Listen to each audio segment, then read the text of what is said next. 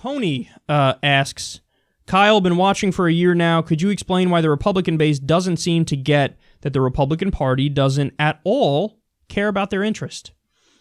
That's a superb question, and this is one of the few of all the questions where I actually jotted down some stuff because I had to really stop and think about it. Like, why is it that the Republican base has totally and utterly fallen for the most obvious frauds in the country, the people in the Republican Party? That's not to say the Democrats are good. They're not. But I mean, the Republicans are so obviously terrible. And there are people who've fallen for them, and they really think like, no, they're the answer. So how is that? Well, few things. First of all, their lives are in many respects fucked up, and they're victims of a shitty system. So it's not all like they're just bad people. So they are victims of a shitty system that's left them behind. But in their mind, you put complete and utter blame for that on big government. And in their mind, the Democrats represent big government. Even though there are countless areas where the Democrats actually believe in smaller government than the Republicans, they don't care. They don't think about it in a nuanced way. They don't think about it like, well, every Republican is in favor of the NSA virtually, and there are some Democrats who actually want to roll it back. So aren't the Democrats in favor of smaller government there? Aren't the Democrats in favor of small government when they want to end the war on drugs, the ones that do, and they want to let people out of prison and stop jailing nonviolent drug offenders? Aren't the Democrats favor of small government when they say, hey, let's let a woman make her own choice with her body? Aren't the Republicans in favor of big government? So they don't really think it all through, but they just think in a vague, generalized way, Democrat equals big government. Big government is the source of all of my problems.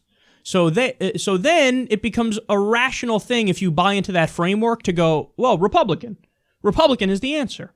So that's the first thing. The second thing is the Republicans have done a good job of pandering to dim bulbs in that, for whatever reason, Republicans tend to buy more into the vague, platitude, cliche way of talking.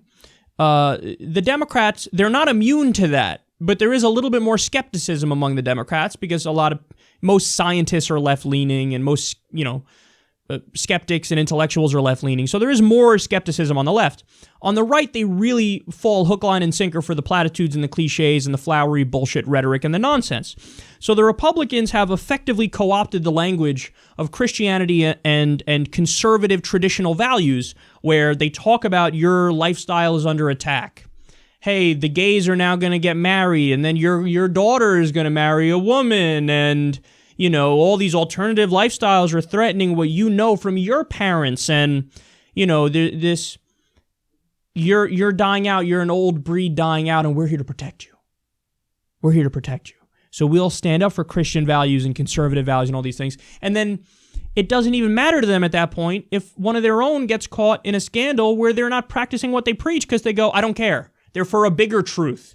The bigger truth is they're fighting to keep society to be traditional. They're fighting to keep society to be Christian. So I'm going to side with them even if they have their own problems like, a Republican who cheats on his wife or gets caught doing a gay sex act or gets caught with drugs or whatever. Like, no, it doesn't matter because they're for the bigger truth. Even though they violated their own principles, they still believe in those principles of Christianity and conservative values and traditionalism, that they're still better than the Democrats who want debauchery.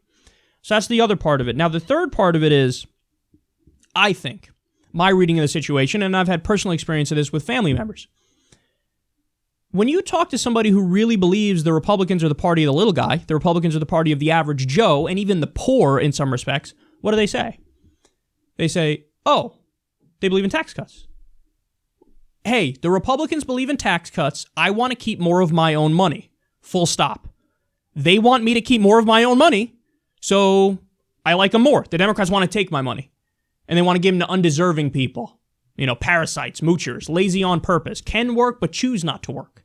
This is the caricature they've set up in their own mind about many Democrats and many minorities. So they think, well, they're the party looking out for me because they want to cut my taxes and let me keep more of my own money. Now, they happen to be dead wrong about this on so many levels because the Democrats actually cut taxes more for the middle class and the poor. The Democrats only raise taxes on the top 1%, maybe 2% of society, the richest of the rich, and you ain't one of them. So it's the Republicans who raise taxes more for the middle class and the poor. So they've effectively marketed something that is complete and utter bullshit. We're the party of tax cuts, we're the party of tax cuts, we're the party of tax cuts. They ain't talking about you, bitch, but you fell for it. So this is why I think many people fall for the Republican line. All you have to do is buy into certain things, just a couple, a certain framework of how they view the world, and then everything else flows naturally from that, and you can rationalize and you can justify it, and you can really convince yourself that they're the good guys and the Democrats are the bad guys.